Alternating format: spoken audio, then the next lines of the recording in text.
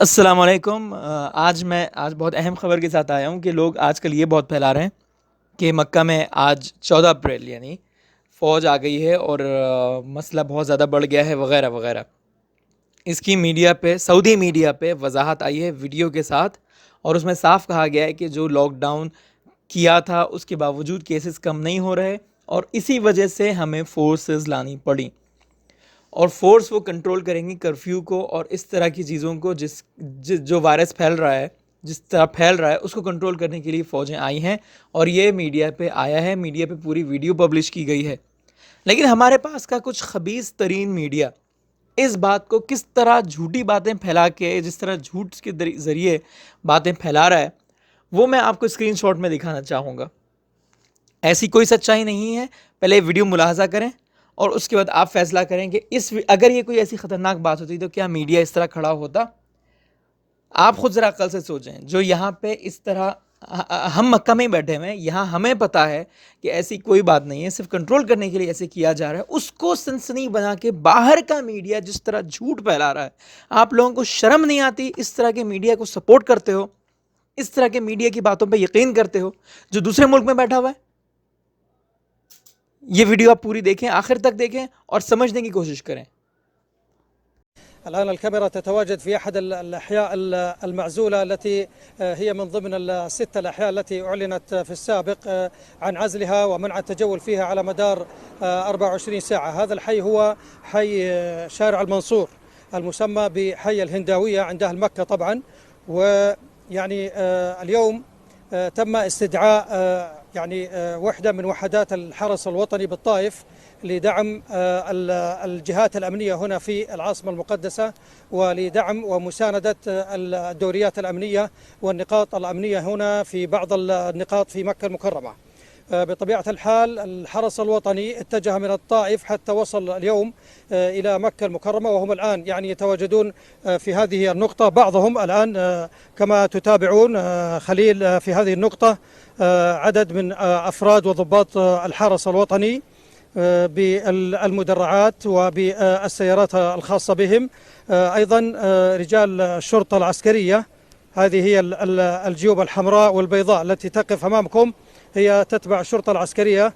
ويعني هذا الإجراء يبدو أنه إجراء احترازي جديد لفرض منع التجول في هذه المناطق، ويبدو أن يعني الرضا ليس بما يجب في يعني اتباع قرار منع التجول هنا في هذه المناطق. لذلك تم استدعاء قوات إضافية وهي الحرس الوطني لدعم التواجد الأمني في هذه المناطق. نعم. نعيد خليل بأن الأمر يستلزم تعاون الإخوة المواطنين والمقيمين في هذه المناطق لإنفاذ قرار منع التجول، ونشاهد كل يوم يعني إجراء احترازي جديد. وبعد أن تم الإعلان عن تمديد قرار منع التجول حتى إشعار آخر، إذن يجب على الجميع الالتزام والتنفيذ لكل الأوامر والتعليمات الصادرة من قبل الجهات الأمنية المسؤولة عن تنفيذ هذا القرار. الآن طبعا خليل هذا الشارع هو من أحد الشوارع الرئيسية يعتبر في مكة المكرمة، يقع عليه عدد من يعني المجمعات التجارية وأيضا سكنية، وهو شارع حيوي يتفرع منه أيضا أحياء وحوائر قديمة من مكة المكرمة. ويسكن هذه الأحياء للتوضيح عدد من الجاليات الأفريقية غير العربية طبعا تقطن هذه الأحياء، وهي تشهد كثافة بشرية عالية. ولكن الآن قرار منع التجول يعني فرض على الكل أن يكون يعني في منزله. وكما تتابعون خليل يعني هذه الصور تأتيكم الآن من هذا الحي بمكة المكرمة. ونشدد ونكرر خليل على الرسائل اليومية التي ترد من قبل وزارة الصحة والجهات الأمنية المسؤولة عن فرض منع التجول والالتزام أيضا بالتعليمات الطبية. وخصوصا اليوم أنه سمعنا يعني أكبر حصيلة لرصد حالات فيروس كورونا هي اليوم 472 حالة في المملكة. 95 من هذه الحالات اليوم سجلت في مكة المكرمة. بالأمس كان هناك أيضا عدد مهول في مكة المكرمة 131 حالة إصابة.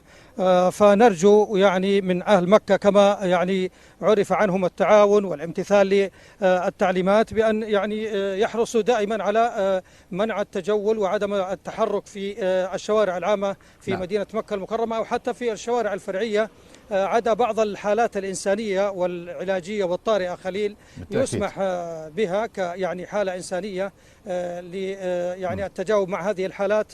رجال الأمن يعني يقدرون هذه المواقف الإنسانية ما في شك. بالتأكيد. ونرجو إن شاء الله السلامة والصحة والسعادة للجميع إن شاء الله.